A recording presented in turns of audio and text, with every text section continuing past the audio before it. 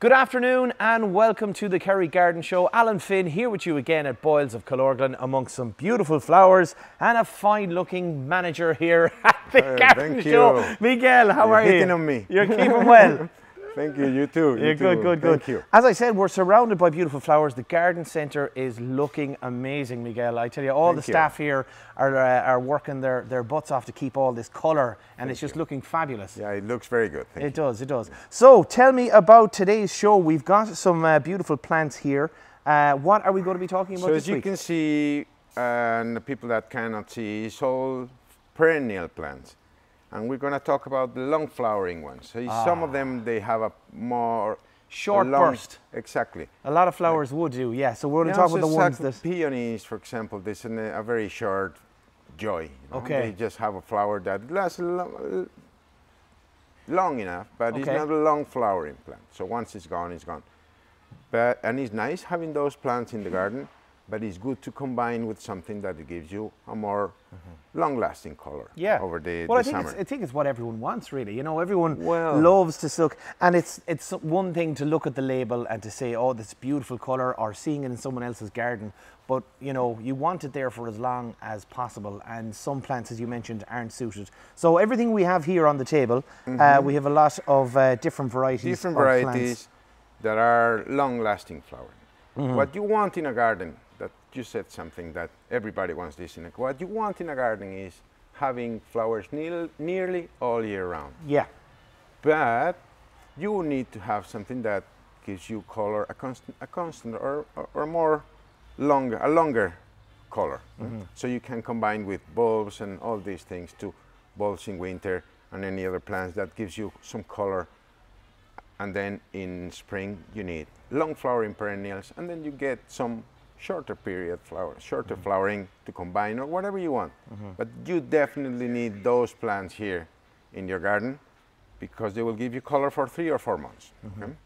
So it's a few tips before we go to the plants themselves. Okay. It's a few tips that are very useful for this type of plants. They are especially so the early spring flowering or early spring flowering plants, you can just cut them down. Okay. They will give you a second flush, most of them. So catmint, where the first bloom is fading, get the shears. Don't be shy. I was wondering why you had them here on the table. He's got these big shears. Go half. Oh my goodness, yeah. Or 2/3 of the plant. So that's for the Nempita, the catnip. Or the catmint. The agriganthemum, you can do it as well. You have to be more careful with this because a constant flush, that will be more deadheading. I was going to say because... Salvias, verbenas, if you do that, you will be giving all the small shoots that are coming from under.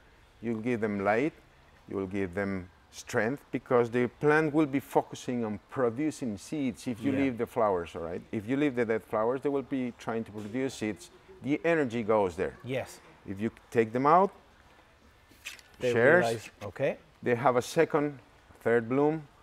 That's at the end, in the last, when they are fading in summer, late summer, that's when you leave the flowers in for the seeds, for the birds, for reseed, self-seeding plants, or whatever. But initially, take them off. Deadheading. Because that definitely seems more like a plant, or sorry, a flower that would be deadheading, because while there's some flowers in bloom, there's loads of little buds beside it as well too. So that to me screams just deadhead, not deadhead. Yeah, exactly. And what's the name of that one again? That's an agriganthemum. That could be the same with chrysanthemums or any daisies. Will be the same. Okay, just go to the base. Of the flower. Don't just take the flower from the top. So not just the flower head. Right? Okay, so we're going down to very nice pinky flower here. It has a long stem, and on the side is more shootings coming. Right? Don't go just the top. Just go a little bit down. So would you nearly go to where there's other leaves or stems coming out? When you see the other new coming, the new flower shootings or flowers itself coming, just go down there. Okay.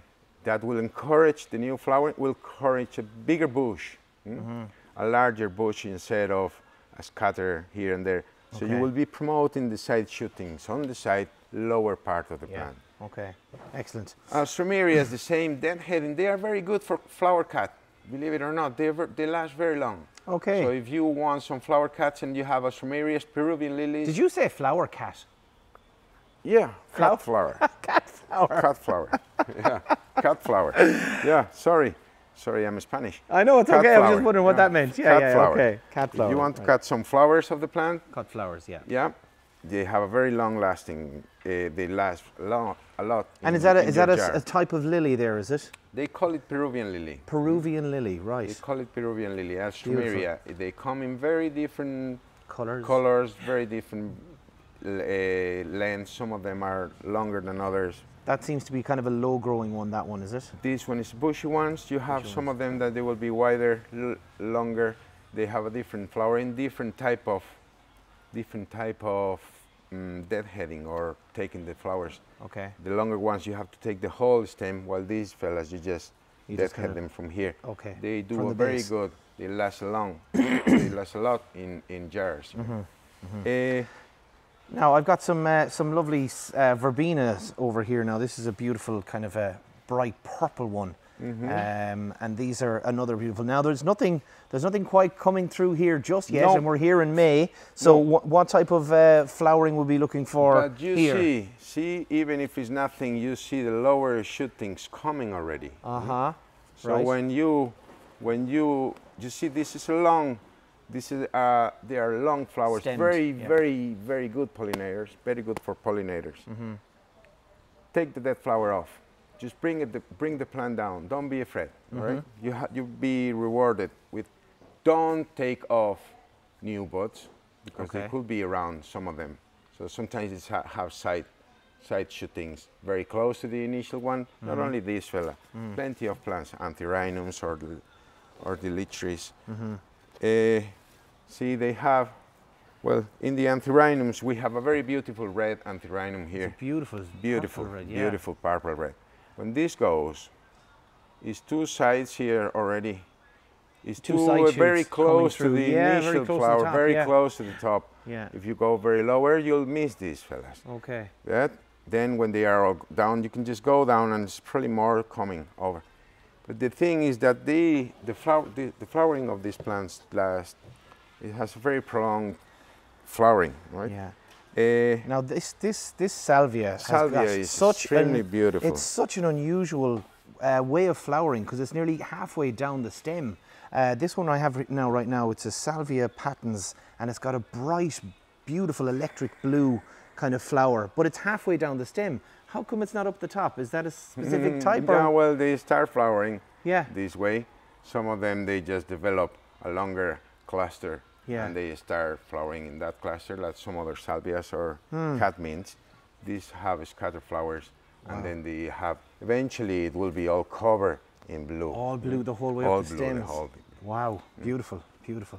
And now is when the perennials, some of them are earlier than others. Okay. In the late summer, long flowering, the flowers that last longer. You don't have to go very low like this fella. So you have to go to the next cluster of leaves or the next cluster of new flowers. So is that late in the summer? Late in the summer, is it? Well, it's just depending on the plants. It's a rule of thumb. It's not 100% accurate, but the early flowering in the spring, you can just trim them back like 1/3 of a half, while the other ones that they don't start as early as the cadmiums, for example. You just go for the next set of leaves or the next cluster. Just basically a deadheading. It's longer. It's a little bit bigger part of the plant that you take out like a regular deadheading in an annual, but it's basically the same. And you have to have in mind that those plants, normally they will be very grateful if you mulch them for the winter. Mulch them? Yeah. Okay. Some of them, especially the Peruvian lily, or the anthirhinos, they will be very grateful. You mulch them to protect them from some very frost days. So when you say mulch them, are you literally, what do you mean by that? Yeah, exactly? just get some compost or some compost to put it at the base of them. Cover them a little bit for protecting them from the frost. So they're giving them. Are you kind of giving them extra nutrients to get them through the winter, or no, is it just to cover just for? The clams, when let's say the stilby disappears, is ground level. Yeah. If you cover it a little bit, you will protect it from the direct frost. Because at the end they're still very shallow. Those roots, or those, depending on whatever, just that the non-visible part of the plant sometimes is not needs to be deep protected enough and needs for to the be winter, protected. so it needs to be protected. Yeah. And the stilby is definitely one of my favourites that I absolutely love, because I love how even just the red along the stems and the dark green before the flower even comes, like it's some an of them absolute the foliage beauty. is amazing. Yeah, in it's some beautiful. of them the foliage is just amazing. And they have a very long-lasting flowering, actually. Yeah. And they do well anywhere. I think I'm going to take this one home with me. Yeah, take it. Let's talk about the yeah, pay for it. Hot damn, I was trying to get a freebie. Let's talk about the big guys here at the back. We've got the lupins. Lupins. Huh? Now, if you're needing, they and will these be are ideal. constantly. They're ideal now if you need to give your bed or something a little bit of height, isn't it? So that's it. Because these are the guys who'll shoot up. Just put it in nice the back and of high. the bed. Yeah. Put it in the back of the bed, because they will be growing tall. Once they are on the ground, they are tall on the ground. Okay. See the way you don't see it from the radio, but when a flower is gone, just cut them from the stem. Okay. And it's new coming constantly from the grounds, and that's the way of looking after a lupin. A lupin, okay. They like water. They're nearly like dead bamboo shoots at the bottom once you cut them, you know. Yeah, small little cane-like. Cane-like. You can just pull them out. You just can go lower if you want. Lower, yeah. They came like that from the nursery. Yeah. But you can just go till the base. But basically, don't need to go here, or they just go down. Yeah. And it will be more coming, constantly coming. There's loads of little young stems kind of coming up through, and we've beautiful colours here behind us. We've a purple and blue one here in front of us. In lupins. Pink and like you so can combine beautiful, them, rose and white, and really beautiful. They look alright in a pot, but when they are established on the ground, they're just gorgeous. Well, I think even if you just imagine here on the table, we have a load of beautiful ones, and then this stands up at the back, so it works perfectly within a bed of other plants. That's it. You can do some verbenas with long, tall verbenas, and these at the end on your beds, and then you can do phlox or low geraniums or smaller sizes on the front, and always give them a height to make them all visible. Yeah, so make sure that they can all get some sun. Some of them, like lupins, are very prone to get some green fly. Okay. Rhinum as well. Yeah, because I was just about to ask. That was my next question. Now I was going to ask you about looking after them. So with these, we've talked about the deadheading, but are some of them prone to, like you mentioned, green fly and stuff? It's a few things. Is just again, they are quick flowering plants. They are quick growing plants. They just have not as short as the annuals, but they have 8-9 months of being pushing. Then they just disappear. So they need food. Okay. That's essential. Feeding the plants, feeding perennials. Every year, farmyard manure or decent compost or a good topsoil. You buy a ton bag and put it on top. Always. That's that Don't forget to give food to your soil. That's essential. You can use that. So we have the big Tom from Westland here. The tomato food is also good for these, because again, you talked before on previous shows about the nutrients in this, and for these hungry plants who are looking to burst with colour, it's a good spurt for them. If your garden is too large, you probably don't want to use that, but you need. If your garden is very large, it's a large garden, you should top dress it every year with a ton bag of compost or farmyard manure. Yeah. And then if your garden is smaller, even so, you can just personalize, just customize, you know. Okay. Every plant has different needs. Just feed these or not feed the other, but essential. Use these, whatever you want, but just feed them. Yeah, and that's the Miracle Grow all-purpose That's an plant food. all-purpose regular plant food, which okay. is it's a balanced nutrients. So yeah. balance. If you don't want to go wild in technical things and reading the composition of, just go simple. Yeah. Go to a all-purpose. Okay. But just feed them. Yeah. Feed them because it's essential. Treat them. Rose clear. They get mildew.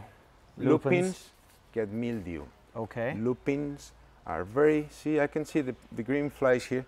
They're just coming from can you see them here already? I can. Oh my God. All right, they are just coming from the nursery. There's no way for them. It has to be like caviar for. It's a real delicacy for them, is it? It has to be something very good for them. Lupins. Because they are just very, it's a very good way to know. Literally just all on that one stem I just there can as well. see them from my here. God. And okay. And what damage are they going to do now? Well, they weaken the plant, and they can actually probably not kill it, but just make it very weak. And if you have it would make the plant struggle.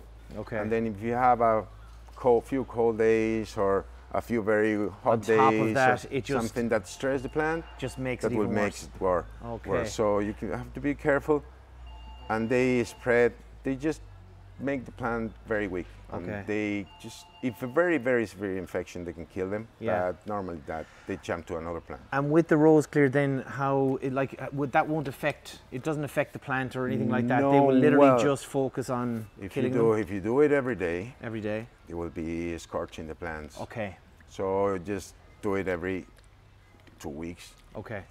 So it's a strong, powerful thing. So it only needs to kind of use it. Nothing is strong anymore. Okay. Yeah. But it's strong enough for. You should wear a mask with this. Actually, okay. Very important as well. Yeah. You should wear one of these surgical masks, even. Yeah. Something to protect you. In a perfect world, you should be wearing a better mask. Okay. Yeah. But just wear something. Right. Get gloves.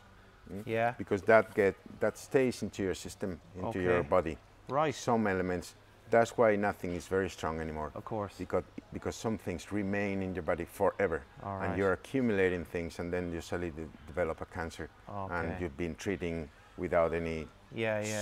Or And that could be that, and obviously that goes across in regards to a lot of work, a lot of different industries and stuff, wherever there's any sort of chemicals and stuff. So I guess the key word on that is control. It says it controls. It controls exactly. You know what I mean? Kills.